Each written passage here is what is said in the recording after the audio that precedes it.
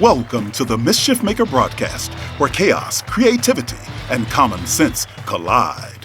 Your host, Joel Freeman, was kicked out of high school in Alberta, Canada. He left home at 17 and hitchhiked around North America as a long-haired hippie and dope-smoking fool. He made a 180-degree change, becoming one of the first chaplains in the history of the NBA.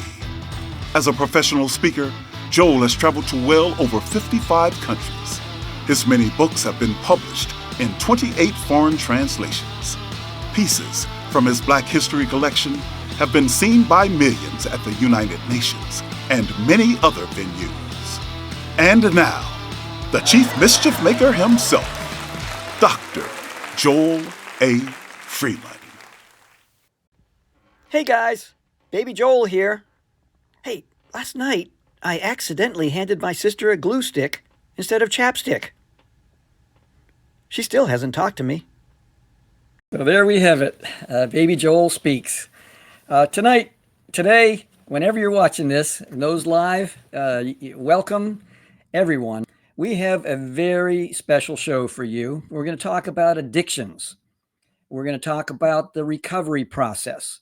We're going to talk with a gentleman by the name of Darryl Colbert, a dear friend, and he's going to share openly, honestly about the things that he has dealt with in his own life.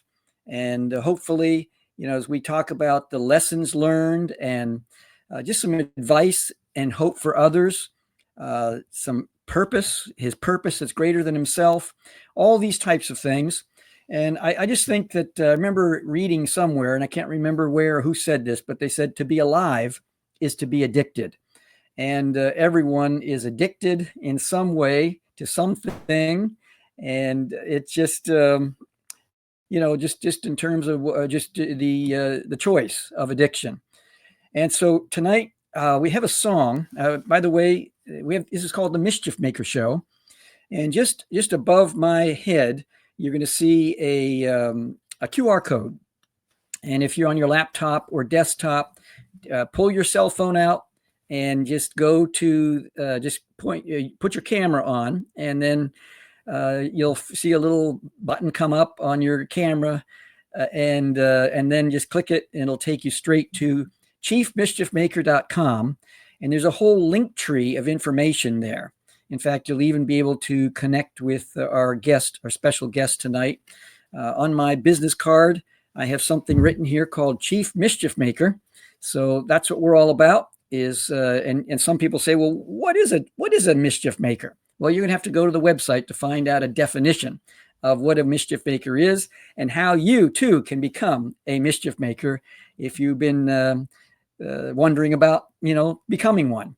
So tonight we have a song for you, a song I wrote. It's called Selfaholics Anonymous. And, Mel, would you take...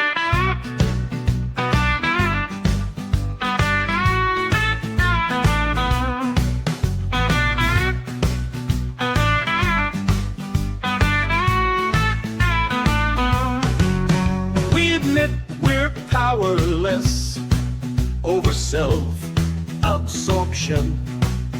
Our lives unmanageable, drowning in distortion. Came to believe in the power greater than our pride, the redemptive plan that restores us to sanity inside. Negative impacts linger from the selfishness we've sown. Isolation, broken bonds, a heart of heavy stone. But when we choose unselfishness, 3 blessings come to light. Peace within, true connections, and a future shining bright. Selfaholics Anonymous, we gather here today to find a higher power who shows us a better way. Turn our will to someone greater. Let go of steps. We're never alone. Negative impacts linger from the selfishness we've sown. Isolation, broken bonds, a heart of heavy stone.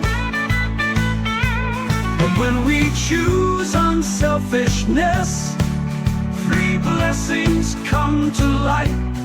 Peace within, true connections, and a future shining bright.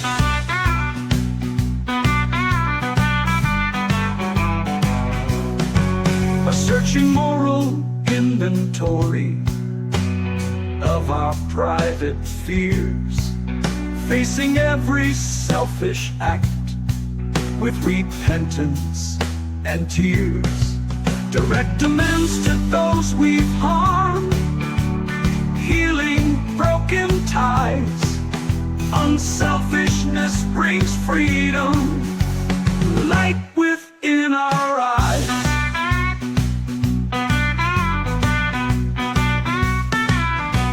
So let's continue seeking a life beyond our needs.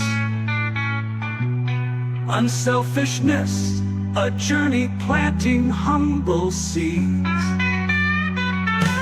Together we'll discover the beauty of this path. Selfaholics Anonymous, reclaiming what we lack. What we lack, reclaiming what we lack.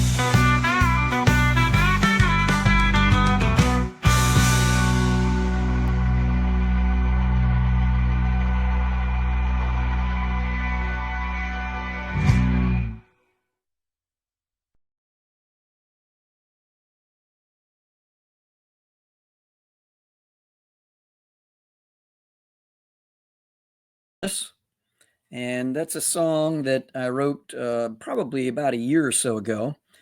And I thought that my motivation behind that song is to take a look at the root of addictions. And it's all centered around self, around our self-absorption and self-consciousness and all the different things that, yes, there are aspects about our lives that we have to protect ourselves, and we it's self-care people talk about, but this goes to a whole nother level of depth, and we're going to talk with Darryl Colbert about that today. I have with me the 12 steps of Alcoholics Anonymous, and each one of these, we're going to try to unpack these a little by little this evening. And Darryl, would you like to come on? There we have him. Darryl, we go back. How did we meet, by the way? What do you remember that? Joel, I met you. First of all, let me say it's an honor and a privilege to be on here with you. One of my favorite Bible verses is Luke 6:40. It says, "The student is not above his teacher, but everyone who is thoroughly trained will become like his teacher." And when I met you, you became a teacher. And for me to be on here, and not only be on here, but doing a lot of the things that you're doing, it's an honor and a privilege. You and I met when I first got clean and sober, and I started going to Severn Covenant Church, and you introduced yourself to me, and you put this little book in my hand, and that opened up a door for you and I to have a conversation, and it turned into a relationship in which you've turned into one of my mentors. It's been over 30 years. My goodness, it's been that long. Oh my Yes. goodness. Yeah. Wow. Well, you don't look your age. So if you could take a step back, I want to relate to some of the lyrics of that song a little bit, but get your take on it. But give us kind of a step back into your journey into the pathway of addiction. What drove you there? Just kind of pretend like we're at an AA meeting in Bowie, Maryland, and you got a group of folks around you, because we have folks in Japan, Australia. We have folks in, India, Canada, UK, all across the United States that are watching right now. And it just, if you could universalize this, not just for an American audience, in terms of your journey, and share that story. Mm-hmm.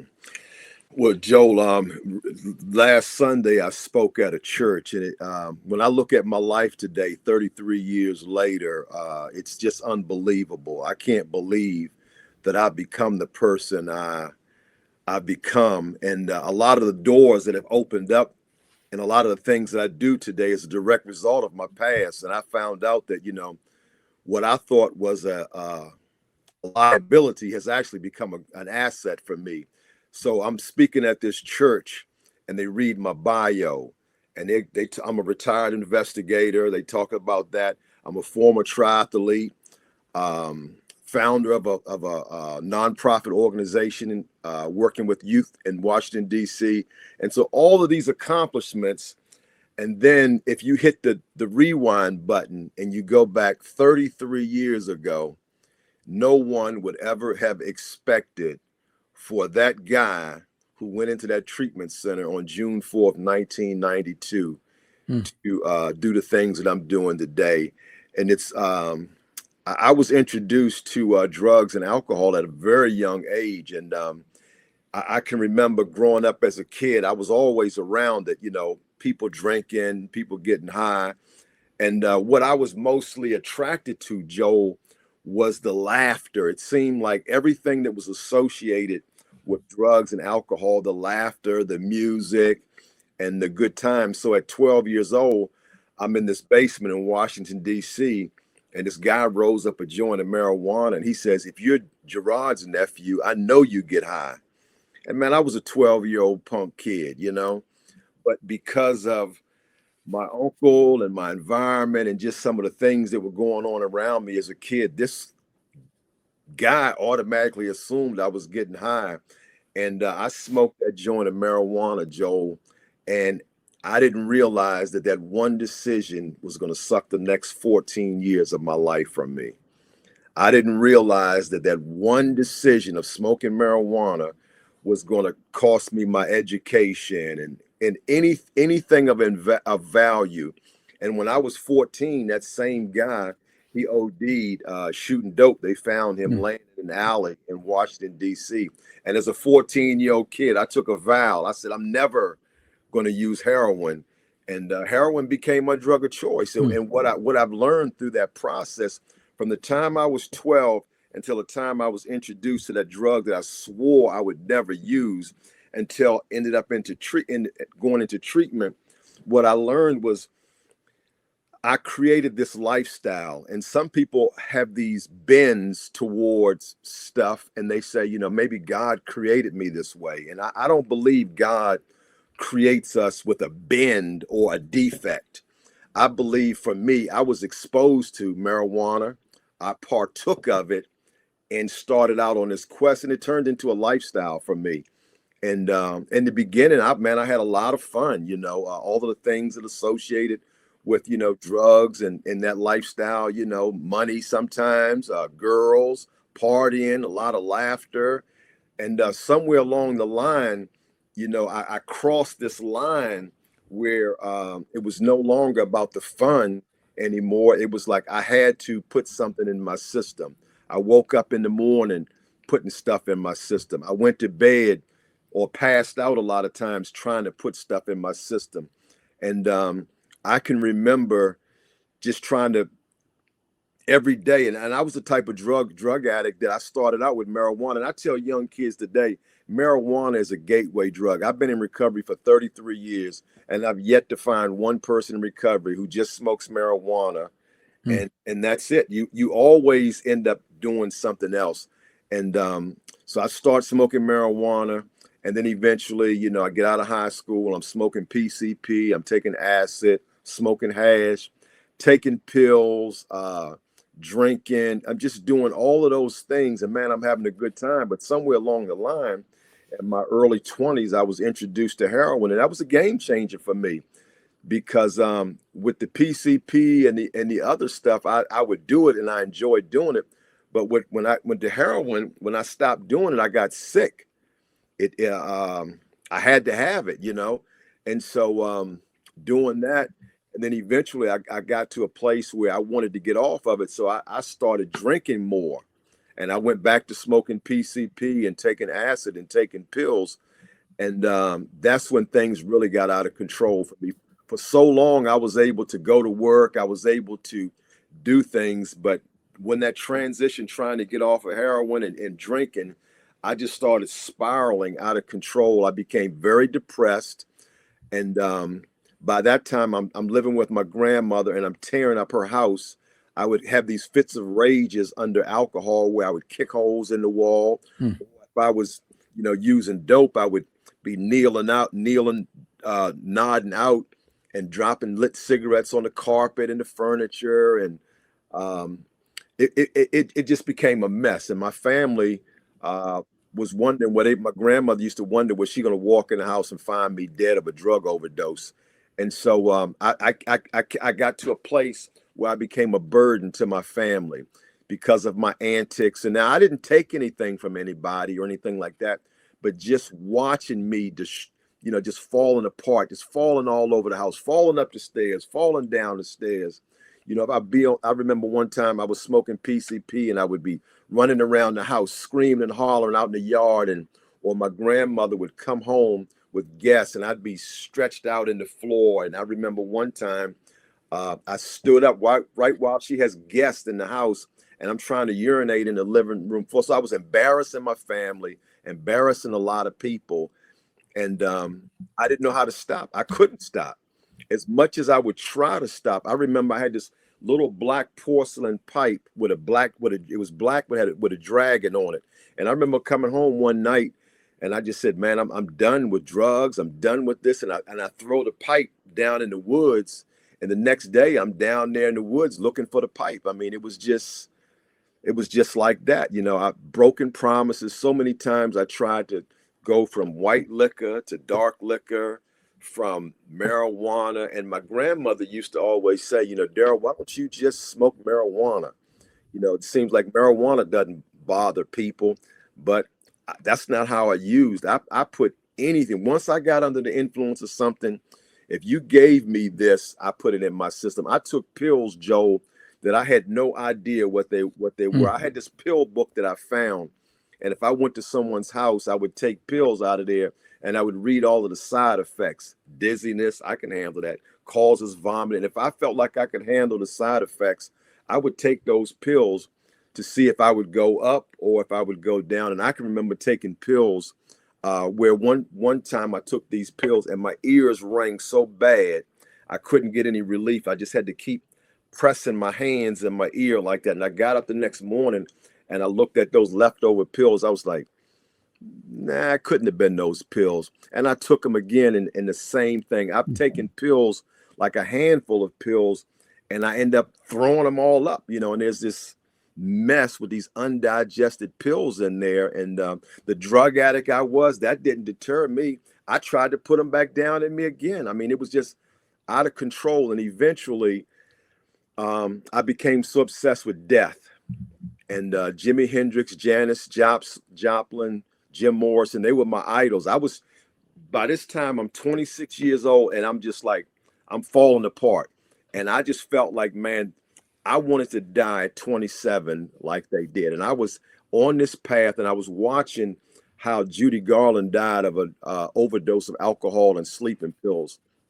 And I can remember going to this doctor and said, I'm having trouble sleeping. And I took a bunch of these pills and drank some alcohol. I had half a gallon of Jose Cuervo tequila.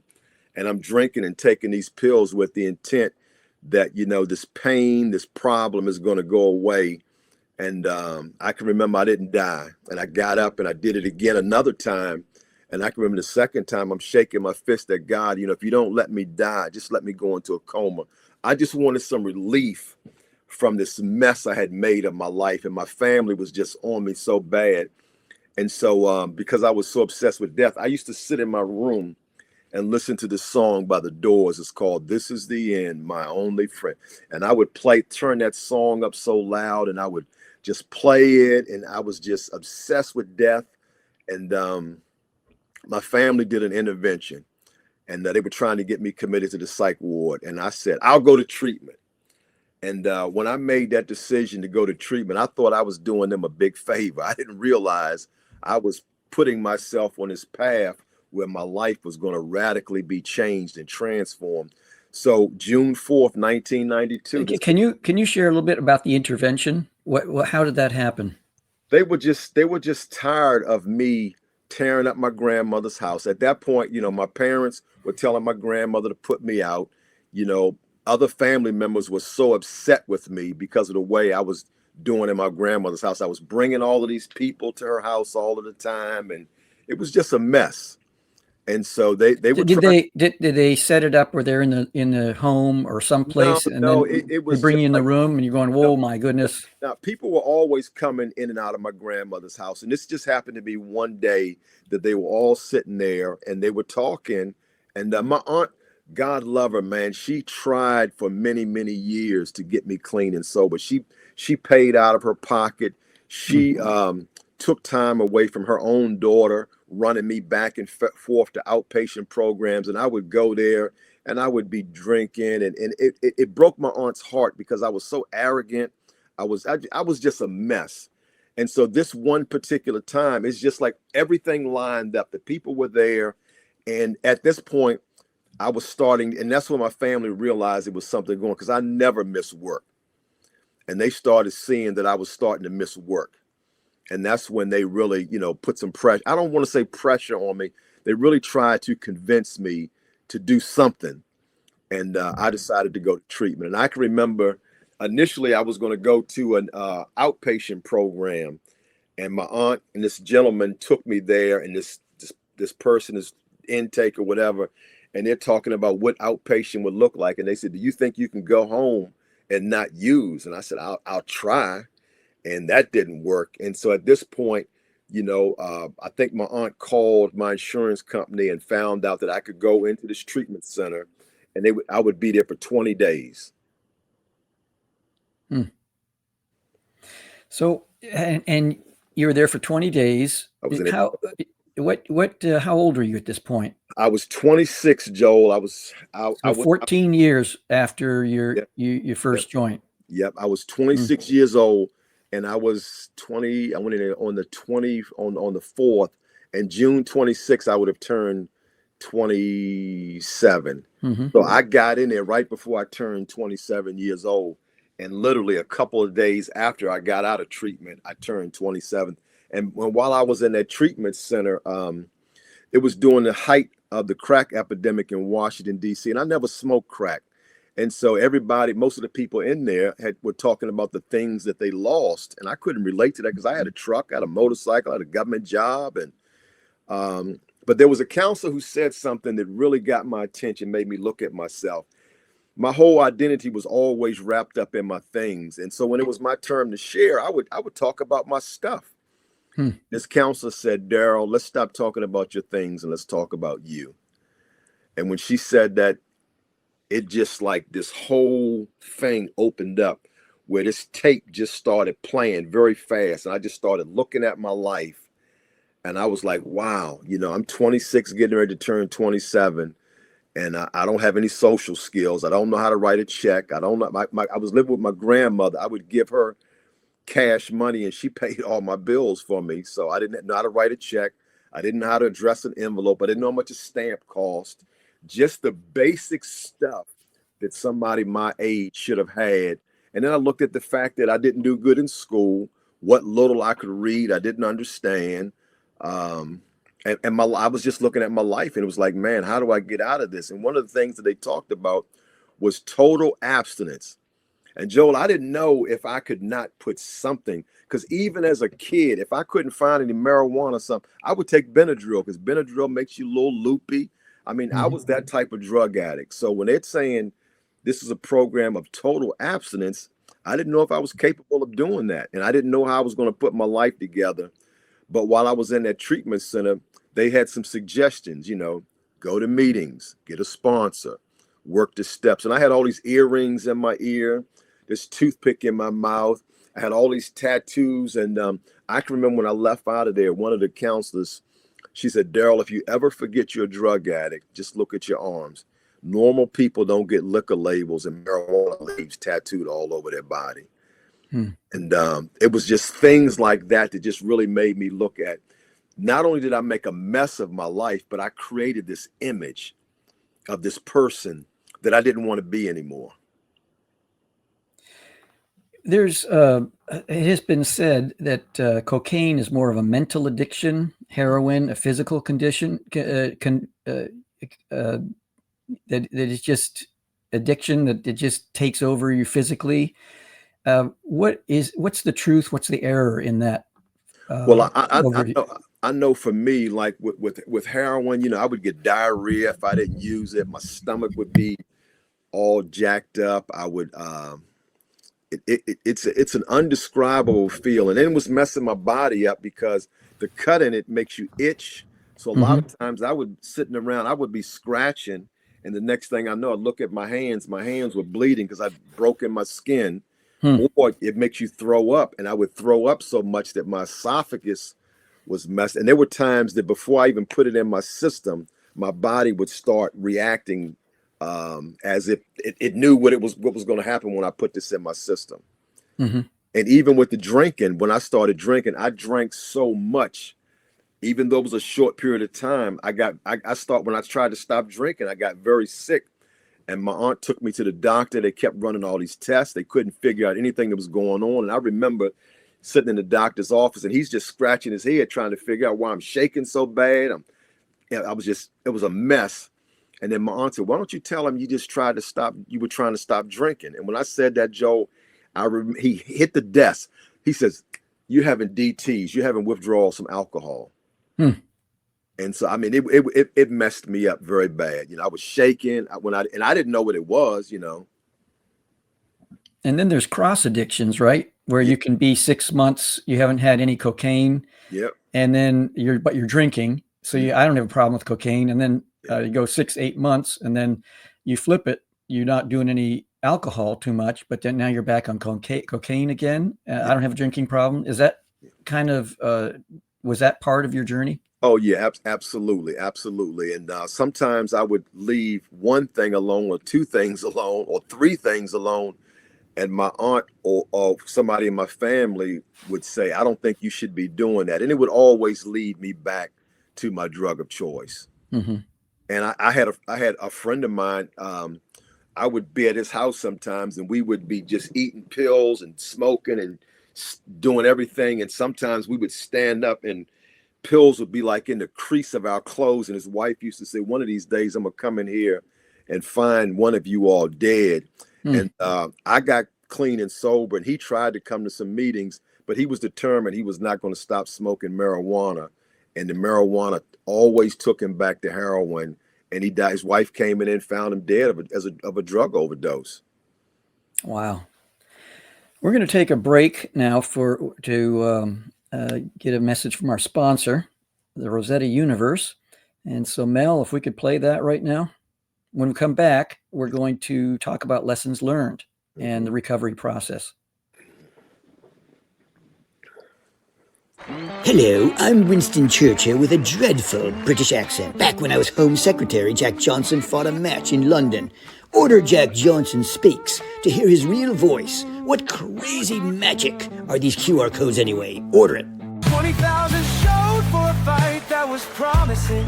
July 4th would go down as timeless. To talk about it, I'd be on it. But why listen to me when you can hear it straight from Jack Johnson? The 15th round right now in his own voice. Welcome to the fight of the century. In this corner, we have... So there we are. That's a very terrible accent, British accent with Winston Churchill. And it's a kind of a play on the accent of Winston as a British man. There's a booklet that I have. It's called The Secret 1910 Recording Revealed. It's about Jack Johnson. It's called Jack Johnson Speaks. And if you go to the QR code above at the top of your screen, or go to chiefmischiefmaker.com. It's 3 words, chiefmischiefmaker.com. I think it's number 2 or 3 on the link tree, and order this booklet. And every penny goes towards something that we're working on right now. It's called the Rosetta Universe, and this is all about the Rosetta Stone and taking this incredible epic drama of the Rosetta Stone, transforming it into a modern metaphor for problem solving and critical thinking. And to learn more, that's number 1 on the link tree. And so this is, it's just an incredible opportunity for you to learn about this magnanimous, this incredible project, and our sponsor, the Rosetta Universe. So, Darryl, you've just shared. I've been in meetings where you've spoken and shared about your journey and in going the downward path. What was the first 30 days like as you're dealing with? I mean, I'm talking about not. We're going to talk about relapses in just a moment here, but I'm talking about the time when you can look back and say, 30 years ago. That, or however many years ago it was, that from that point on, I never used again. Mm-hmm. Now, what were the first 30 years on that pathway? Yeah, when I first got out of treatment, Joe, what I did was, for the first time in my life, pain caused me to follow instructions. Explain that. Well, in the past, people would say, why don't you do this? Why don't you try this? So many job opportunities, so many things that people suggested. I never followed through on anything. I would start stuff and I would stop, or a lot of things would just go in one ear and out the other.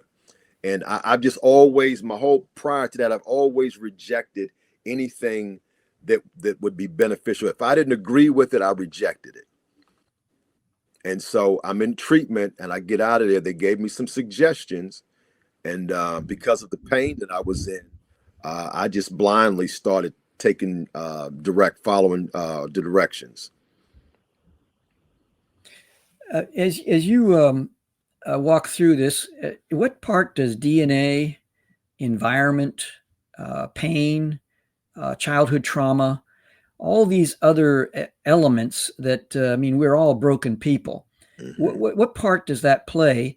First of all, in your situation, your life story, but also as you have over the years, you've given back so much. I mean, I just, I've been witness to you, you're telling me about how you got up at 2:00 in the morning to help somebody.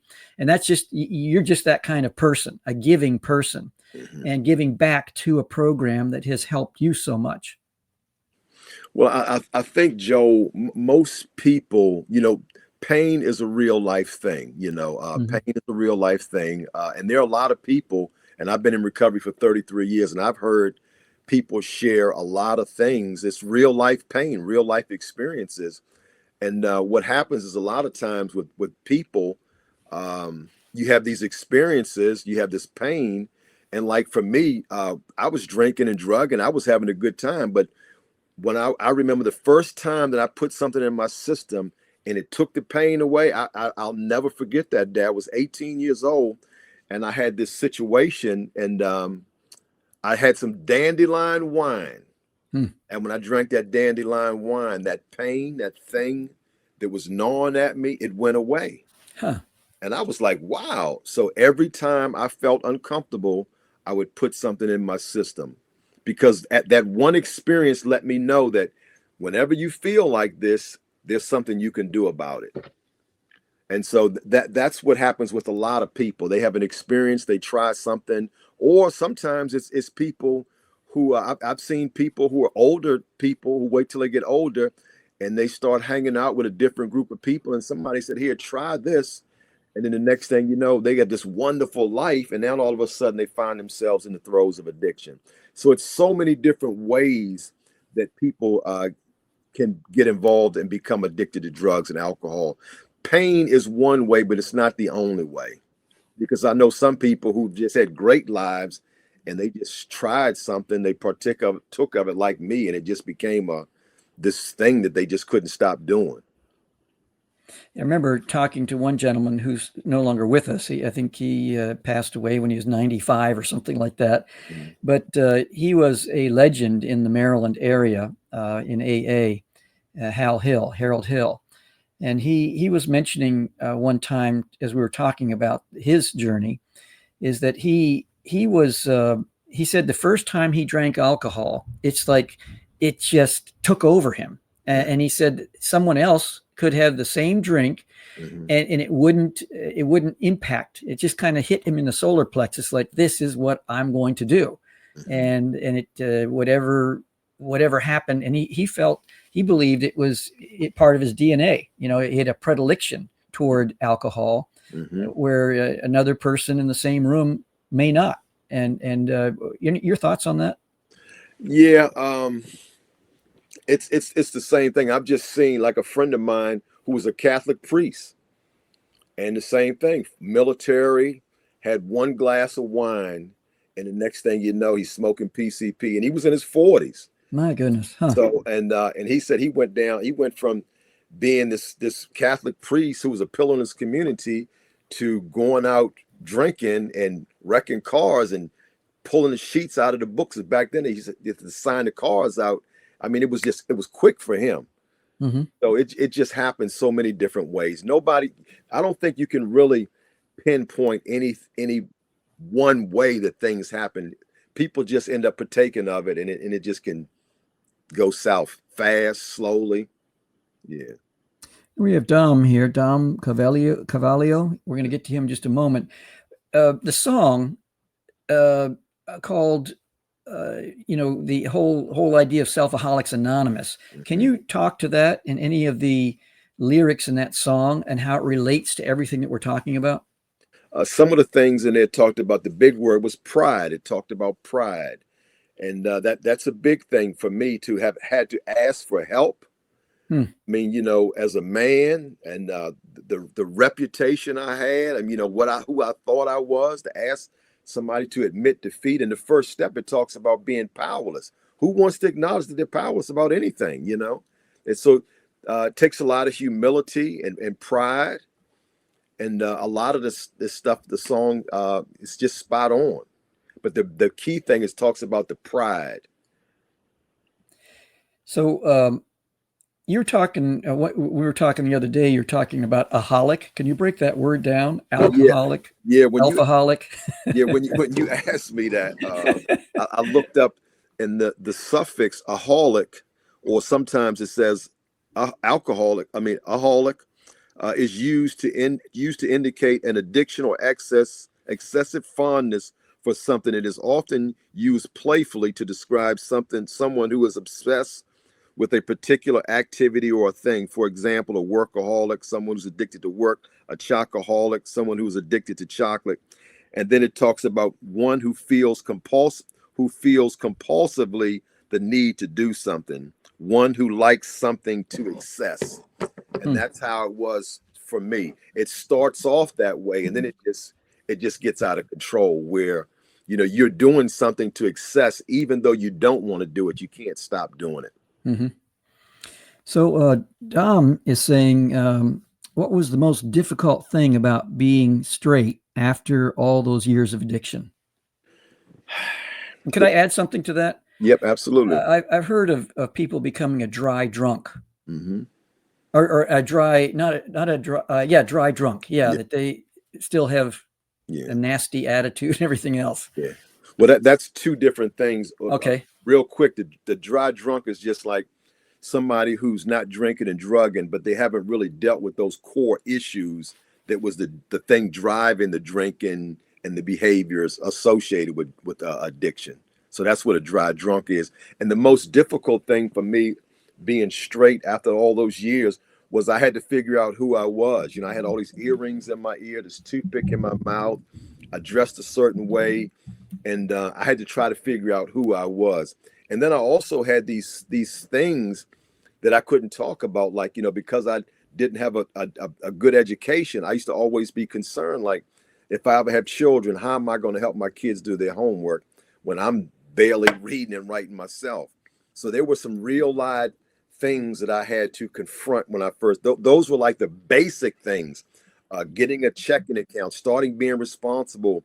I was not the guy, I can remember living with this girl one time in this building. There was a lot of stuff going on, and she was afraid of everything. And I remember telling my mom, I'm like, I can't stay with her. She's afraid. She says, son, you have to respect people's fears.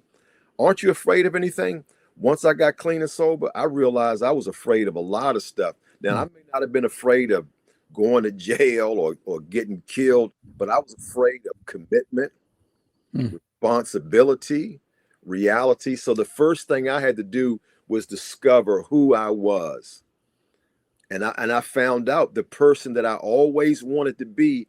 I became that person without doing any work. It's like I removed the drugs and the alcohol and all of these good qualities, things that I didn't even know were inside of me. Now, one of the things, I was a very selfish person, talk about selfaholics.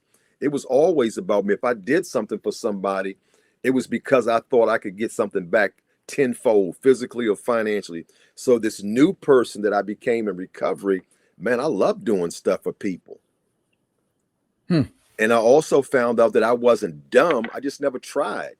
So I love writing. I love reading today. Everything that drugs and alcohol took from me, I've been able to recapture over the 30 some years, to be able to sit down with my children, who both of them have graduated from college, and make grammatical corrections on their papers, all of those things. And one of the things, I've always been very shy, very insecure, because of I had this perception of myself.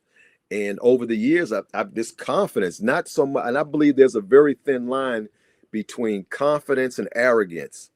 And I've been able to become confident. I travel all around the country, all around the world. I've spoken to hundreds of thousands of people. And I'm just okay. I love being who I am today, So there are different ideas of recovery. You get the 12-step program, Celebrate Recovery. There's a number of approaches. What is the methodology that's worked for you, and seeing, what would you say to someone who is maybe listening or watching this and saying, it's time for me to make a step? Yeah. One of the things, in recovery, you can't, I don't really have the right to tell anybody that they're a drug addict or an alcoholic or foodaholic or workaholic. Now, what I can do is observe somebody's behaviors. And if I have a relationship with them, I can share my experience, strength, and hope with them and make myself available. But I'm thoroughly convinced, after 33 years in this program, that's something that you have to determine on your own. Because and I've seen people who get DWIs, lose jobs. The wife says they're going to leave, and they run into the rooms with the intent that they're going to save something. And most of those people don't stick around. If you're not, getting into recovery for yourself, it's not going to work. Now, there's a small portion of people, like for me, I went to treatment for all of the wrong reasons. I didn't have a desire to stop drinking and drugging. But when I got there, I heard something. There are a small portion of people that you can say, hey, I think you have a problem. Why don't you do this? And they'll take that advice, and it can change their life. But for the most part, most people have to come to that conclusion on their own. And here's the thing that's so crazy about addiction, Joel. You can have a DWI and come out of this humiliated, court costs, attorney fees. And, clearly the reason why you got your DWI is because you were drinking, or you could lose a job. And then there's something in us. We have this built-in forgetter that will cause us to go back to that same thing that has caused us pain. And I heard in recovery, someone said, the human mind, the way that God designed it, we can't remember pain to the exact extent that we experience it, because if we did, there'd never be a second child born. Hear a lot of women who have babies, and they say, oh man, it was the most painful experience of my life. And the next thing you know, there's four children later. Wow. So you, when it comes to the whole idea of stigma, and just the whole idea of shame, and how did you work through the stigma and the shame of addiction? both internally, the guilt, the little voice talking to you, and then externally, the judgment that people might have of you because they saw you, they knew you, they observed you. Yeah. And I think initially, early on in recovery, I wasn't comfortable talking about it. And I went for periods of times where, I would go to meetings in other areas because I didn't want anybody to see me. I would go to meetings an hour from my house. But after a while, when I started seeing the benefits of recovery, the shame went away. Mm-hmm.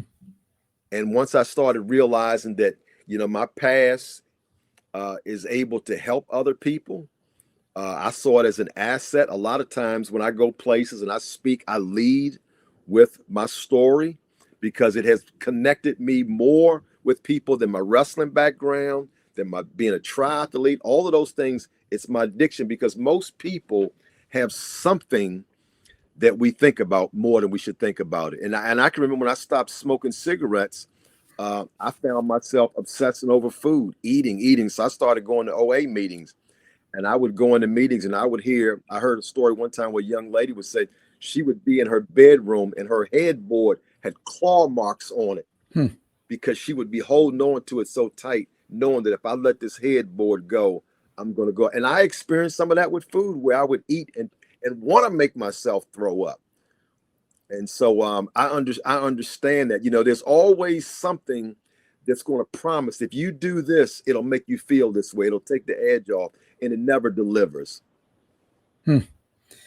How do you define sobriety today? When you think about, is it abstinence from substances, alcohol, whatever, or is it something deeper?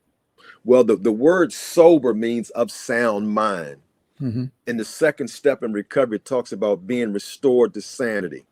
So for me, I think about when I think about being sober, I think about being in my right mind today. The fact that I know what's right, I know what's wrong, that when I do the wrong thing, I don't feel good about it. And I know that when I do the wrong thing, it creates this division between me and my fellow man. So I think when I think about sobriety, it's not just the drinking and drugging, because that's where you talked about the drunk. Mm-hmm. It's about having sober judgment. It's about making good choices. It's about being a part of the solution, not a part of the problem. Yeah, it's in some ways, we get ourselves into a problem by making bad choices, and we get ourselves, it might be 30, 40, 50, 100 bad choices. Mm-hmm. And we get out of it by making positive choices, in moving. And it's not just one choice, it's a series of choices. In my background and, my Ph.D. in psychology, I've talked with a lot of people. Mm-hmm. And there's no quick fix. If someone is 30 years of age and they've spent 25 of those years moving in a particular direction, mm-hmm. it's going to take a while to move this out. And there are stories of instant change and never a desire again. And I'm happy for those individuals, but for the most part, in my experience, it's been a lifelong process and a commitment and decision daily. Hourly and minute by minute. and it's two things, Joel. One is that even though I haven't had a drink in 33 years, mm-hmm. when I go into a restaurant where most people are looking for the bathroom, looking for the food, I don't know why it is, but my head, it'll stop right on wine. I don't even drink wine. Or if I'm somewhere and there's a bar area and all mm-hmm. the different colored, I'm drawn to it like a magnet. It even without putting it in my system, it does something to me. Now, I don't have a compulsion or a desire or this longing or craving, but when I'm in its presence, I'm very well aware of it. When I was working in the city, I would walk through alleys working and I would see a Ziploc bag on the ground. Mm-hmm. It would stop me in my tracks, So when I'm in the presence of it, if I smell it in the air, if I'm driving, I smell marijuana, my antennas go up. Mm-hmm. And the other thing, one of the benefits of recovery is that when I had so many excuses as to why I was the way I was, why I drank and drugged. And one of the biggest things in recovery is that I take responsibility for my behaviors today. Even when I do something that I'm not pleased with, I know that there's great value in accepting responsibility. Now, you still have to deal with the consequences, but I don't have that shame and that guilt and beating myself up. And I had an example one time where I was at work and I did something that was inappropriate, and they called me in there, and all these supervisors, and they asked me, did I do it? And they knew me when I was drinking and drugging. And I said, yep, I did it. And I said, if I offended anybody, please forgive me. And it was like they didn't even know how to respond to that. But I was okay with, I accepted the response. And even today, I'm okay with accepting the responsibility when I do the wrong thing. And that's a great, great thing to be able to do that. And a lot of people can't do it. Now, if someone does have, let's say, the liberty, using that term, the liberty to drink, and they feel no compulsion, it's not something that's overtaking them, and they have a glass of wine or two with their dinner, and maybe a beer when they come home. Talk about the liberty to drink, and then the liberty to not drink when in the presence of someone that they know has a problem, is challenged by this. Yeah. Well, one of the Bible verses, because sometimes people know I'm in recovery and they'll ask me, what is your thought on drinking or smoking or whatever? And there's a Bible verse that I use, and it says, everything is permissible, but not everything is beneficial. And so here's some of the things that I don't have to worry about today because I don't drink. Let's say I'm not even alcoholic, just because I don't drink.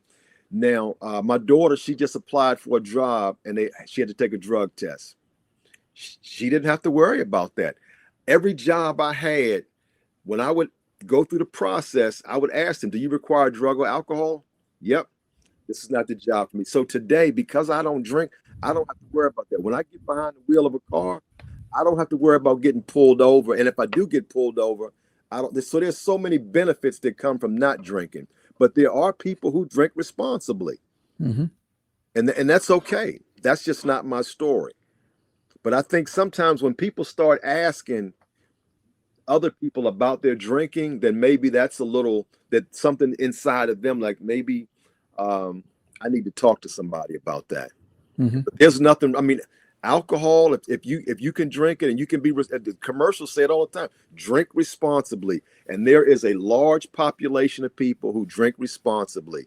They come home after a hard day of work, they have a glass of wine, they have a beer or something, they mind their business. But then there's other people like me that it doesn't work that way. I can't drink responsibly, never could. Yeah, my story real quickly, as a young kid, I left home when I was 17, hitchhiked all around North America, long-haired hippie, like I say in the intro, a dope smoking fool. Right. I never did anything harder than hash. And I had opportunities to do harder drugs, but it was repulsive to me. Now, if I had continued, then perhaps I'd have a story similar to yours. I don't know. But I decided when, I became a chaplain in the NBA, and I decided that I just wasn't going to drink. And I'm a teetotaler, but it isn't a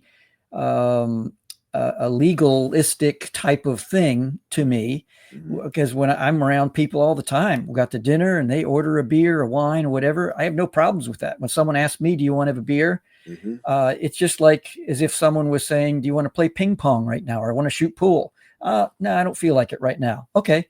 It's with the same attitude that I say, no, I don't want a glass of beer or wine. And so that's just my story. And the big part of it, I think, is that if I had a Bud Light in my hand, and I was just nursing that at a picnic or something like that, or some get together, I don't know who in that group is looking at me and saying, whoa, okay. And then it might be permission to them. And I'm not trying to put myself on a high horse at all, but it just gives them permission that they, maybe is what they need, the nudge. And who knows what their DNA is, who knows what their predilection is, who knows all that stuff that we've already tried to figure out.